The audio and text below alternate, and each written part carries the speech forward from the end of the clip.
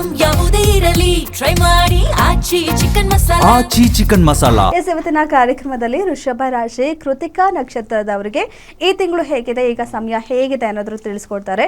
ಜೊತೆಗೆ ವೃಷಭ ರಾಶಿ ಅಂದ್ರೆ ಮೋಸ್ಟ್ ಆಫ್ ಯು ಮತ್ತೆ ವಿ ಅಕ್ಷರ ಬರುತ್ತೆ.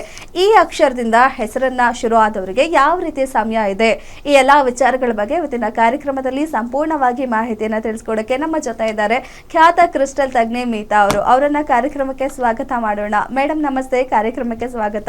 ನಮಸ್ತೆ.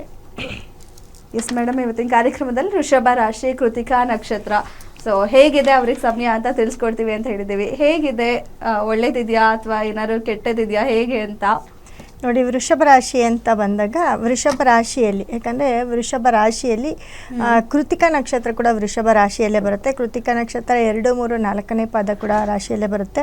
ಹಾಗೆ ಈ ವಿ ಮತ್ತು ಈ ಯು ಅನ್ನೋ ಅಕ್ಷರಗಳೆಲ್ಲವೂ ಕೂಡ ವೃಷಭ ರಾಶಿಗೆ ಬರುತ್ತೆ.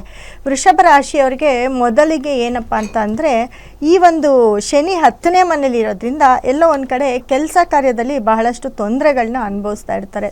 ಕೆಲಸ ಕಾರ್ಯ ಆಗಿರ್ಬೋದು, ಅಥವಾ ಇವ್ರದ್ದೇ ಆದ ಕಂಪನಿ ಆಗಿರ್ಬೋದು, ಅಥವಾ ಸಂಸ್ಥೆ ಆಗಿರ್ಬೋದು, ಅಥವಾ ಸ್ಕೂಲು, ಏನೇ ಒಂದು ಇವರು ಯಾವುದೇ ಒಂದು ಬಿಸ್ನೆಸ್ ಓನಾಗಿ ಮಾಡ್ತಿದ್ರೆ ಎಲ್ಲೋ ಒಂದು ಕಡೆ ಕೆಲಸಗಾರರಿಂದ ತೊಂದರೆ ಬರ್ತಕ್ಕಂಥದ್ದು ಮತ್ತು ಕೆಲಸಗಾರರ ಅಭಾವ ಬರ್ತಕ್ಕಂಥದ್ದು, ಈ ಥರದ ತೊಂದರೆಗಳನ್ನೆಲ್ಲ ಅನುಭವಿಸ್ಬೇಕಾಗತ್ತೆ. ಆದರೆ ಇವರು ಎಲ್ಲೋ ಒಂದು ಕಡೆ ಕೆಲಸ ಮಾಡ್ತಿದ್ರೆ, ಯಾವುದಾದ್ರೂ ಒಂದು ಕಂಪನಿಯಲ್ಲೋ ಅಥವಾ ಗೌರ್ಮೆಂಟ್ ಜಾಬ್ದಲ್ಲಿ, ಸರ್ಕಾರಿ ಕೆಲಸದಲ್ಲಿ ಅಥವಾ ರಾಜಕೀಯದಲ್ಲಿ ಎಲ್ಲೇ ಒಂದು ಕಡೆ ಇದ್ದಾಗ ಇವರಿಗೆ ಮೇಲಧಿಕಾರಿಗಳಿಂದ ತೊಂದರೆಗಳು ಸ್ಟಾರ್ಟ್ ಆಗ್ತಾ ಹೋಗುತ್ತೆ. ಯಾಕಂದರೆ ಶನಿಯ ಒಂದು 3ನೇ ದೃಷ್ಟಿ ರಾಶಿ ಮೇಲೆ ಬೀಳ್ತಾ ಹೋಗುತ್ತೆ.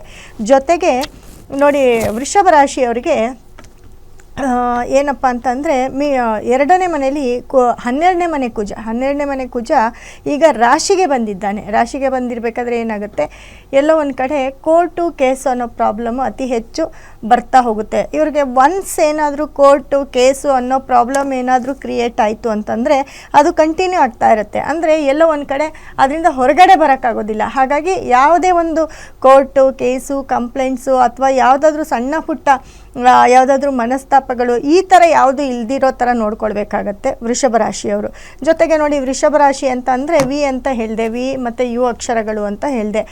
ಈ ಪರ್ಟಿಕ್ಯುಲರ್ ಅಕ್ಷರಗಳು ಅಂತ ಅಂದಾಗ ಈ ಅಕ್ಷರದಲ್ಲಿ ನೇಮ್ ಇಟ್ಕೊಂಡಿರೋರ್ಗಾಗಿರ್ಬೋದು, ಅಥವಾ ಸಂಸ್ಥೆ ಹೆಸರಾಗಿರ್ಬೋದು, ಅಥವಾ ನೀವು ಮಾಡ್ತಕ್ಕಂಥ ಒಂದು ಅಂಗಡಿ ಹೆಸರು ಅಥವಾ ಒಂದು ಬಿಸ್ನೆಸ್ ನೇಮ್ ಆಗಿರ್ಬೋದು, ಯಾವುದೇ ಆಗಿರ್ಬೋದು, ಈ ಅಕ್ಷರದಲ್ಲಿ ಇಟ್ಕೊಂಡಂತಹ ಯಾವುದಾದ್ರೂ ಕಂಪನಿಗಳು ಸಂಸ್ಥೆಗಳು ನಡೆಸ್ತಾ ಇದ್ರೆ ಅಥವಾ ಈ ಹೆಸರನ್ನು ಇಟ್ಕೊಂಡಿರ್ತಕ್ಕಂಥವ್ರಿಗೆ ಬಹಳ ಡೇಂಜರಸ್ ಅಂತ ಹೇಳ್ತೀನಿ. ಯಾಕಂತಂದರೆ ಈಗ ಶನಿ ದೃಷ್ಟಿ ಬೇರೆ ಬೀಳುತ್ತೆ, ಮತ್ತು ರಾಶಿ ಅಧಿಪತಿ ಅಂದರೆ ಕೃತಿಕಾ ನಕ್ಷತ್ರ ಅಧಿಪತಿ ಸೂರ್ಯ ಆಗಿರ್ತಾನೆ. ಅವನು ಇವಾಗ 2ನೇ ಮನೇಲಿದ್ದಾನೆ. ಆದರೆ ಸಿಂಹ ರಾಶಿಗೆ ರಾಶಿಯಾಧಿಪತಿ ಕೂಡ ಅವನೇ ಆಗಿರ್ತಾನೆ.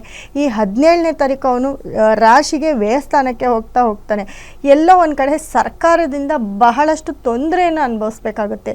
ಸರ್ಕಾರಿ ಕೆಲಸದವರಾಗಿರ್ಬೋದು, ಆಗಿಲ್ದಿರ ಇರ್ಬೋದು, ರಾಜಕೀಯ ವ್ಯಕ್ತಿಗಳಾಗಿರ್ಬೋದು, ಯಾರೇ ಆಗಿರ್ಬೋದು, ಈ ಗೌರ್ಮೆಂಟಿಂದ ಪ್ರಾಬ್ಲಮ್ ಆಗ್ತಕ್ಕಂಥದ್ದು ಅಥವಾ ಕೋರ್ಟು ಕೇಸು ಪ್ರಾಬ್ಲಮ್ ಆಗ್ತಕ್ಕಂಥದ್ದು, ಮನೆಯಲ್ಲಿ ಹಿರಿಯರಿಗೂ ಮತ್ತು ಅವರಿಗೂ ಎಲ್ಲೋ ಒಂದು ಕಡೆ ಜಗಳ ಆಗ್ತಕ್ಕಂಥದ್ದು, ಮನೆಯ ಹಿರಿಯರು ತಂದೆ ಅಥವಾ ತಂದೆ ಸಮಾನರಾದಂಥವರು, ಅಥವಾ ಕುಟುಂಬದ ಕಲಹ, ಒಟ್ಟು ಕುಟುಂಬ ಇದ್ದಾಗ ಎಲ್ಲೋ ಒಂದು ಕಡೆ ಆಸ್ತಿಗಳ ಇಬ್ಬಂದ ಆಗುವಂಥದ್ದು, ಆಸ್ತಿ ವಿಭಾಗಕ್ಕೆ ಗಲಾಟೆ ಆಗುವಂಥದ್ದು, ಈ ಥರದ ಪ್ರಾಬ್ಲಮ್ ಎಲ್ಲ ನಡೀತಾ ಇರುತ್ತೆ. ಹಾಗಾಗಿ ವೃಷಭ ರಾಶಿಯವರು ಪರಿಹಾರ ಮಾಡ್ಕೊಳ್ಬೇಕಾಗತ್ತೆ, ತುಂಬ ಕೇರ್ಫುಲ್ಲಾಗಿರಬೇಕಾಗತ್ತೆ.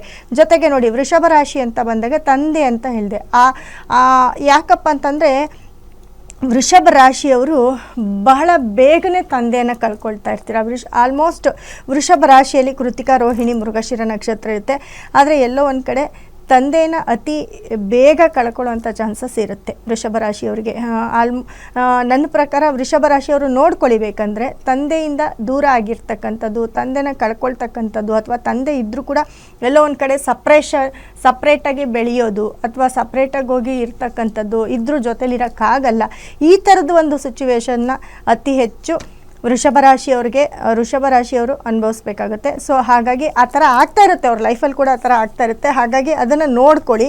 ಮತ್ತು ತಂದೆಯ ಸಮಾನರು ಯಾರು ಇರ್ತಾರೆ, ದೊಡ್ಡಪ್ಪ ಚಿಕ್ಕಪ್ಪ ಈ ಥರದವ್ರು ಯಾರೇ ಇದ್ದರೂ ಕೂಡ ಎಲ್ಲೋ ಒಂದು ಕಡೆ ಅವರಿಂದ ಅವ್ರಿಗೂ ಇವ್ರಿಗೂ ಮನಸ್ತಾಪಗಳು ಜಾಸ್ತಿ ಆಗ್ತಾ ಹೋಗುತ್ತೆ. ಮನಸ್ತಾಪ ಅಂತಂದರೆ ಏನೇ ಇದ್ದರೂ ಕೂಡ ಒಟ್ಟಿಗೆ ಎಲ್ಲೋ ಒಂದು ಕಡೆ ಸೇರಿದಾಗ ಸುಮ್ಮನೆ ಮಾತಾಡ್ತಕ್ಕಂಥದ್ದು ಅದೆಲ್ಲೋ ಒಂದು ಕಡೆ ಮನಸ್ತಾಪಕ್ಕೆ ಹೊಡ್ತಕ್ಕಂಥದ್ದು, ಸಾಮಾನ್ಯವಾಗಿ ನಾರ್ಮಲಾಗಿ ಮಾತಾಡಿದ್ರು ಅದೆಲ್ಲೋ ಒಂದು ಕಡೆ ಬೆಂಕಿ ಅಂಟ್ಕೊಳ್ಳೋದು, ಈ ಥರದ್ದೆಲ್ಲ ಆಗ್ತಾ ಇರುತ್ತೆ. ಹಾಗಾಗಿ ವೃಷಭ ರಾಶಿಯವರು ನಿಮ್ಮ ತಂದೆ ಸಮಾನ ಆಗಿರ್ಬೋದು, ಮಾವ ಆಗಿರ್ಬೋದು, ಯಾರ ಜೊತೆಲಾದರೂ ಮಾತಾಡಬೇಕಾದ್ರೆ ಸ್ವಲ್ಪ ಕೇರ್ಫುಲ್ ಆಗಿರಿ. ಅತಿ ಹೆಚ್ಚು ಕುಟುಂಬದಲ್ಲಿ ತುಂಬ ಮಿಂಗಲ್ ಆಗೋಕ್ಕಾಗಲ್ಲ ವೃಷಭ ರಾಶಿಯವರು, ಅಂದರೆ ಕುಟುಂಬದಿಂದ ಸ್ವಲ್ಪ ಹೊರಗಡೆನೇ ಇರಬೇಕಾಗತ್ತೆ. ಇದು ವೃಷಭ ರಾಶಿಯವರ ಒಂದು ಗುಣ ಆಗಿರುತ್ತೆ.